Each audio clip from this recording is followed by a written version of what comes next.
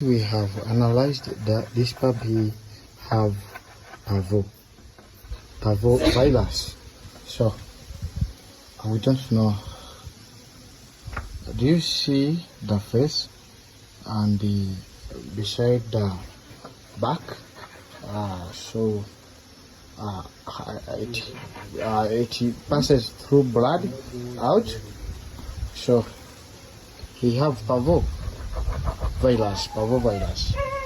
So oh my God, you don't know. So that's I was thinking why do this puppy doesn't want to eat. So I have realized it late that he have parvovirus and eating. That's why he had lost the appetite. So parvovirus is a very dangerous disease common in dogs. I don't know, or common in puppies maybe, because it's a puppy, as you see. So parvovirus.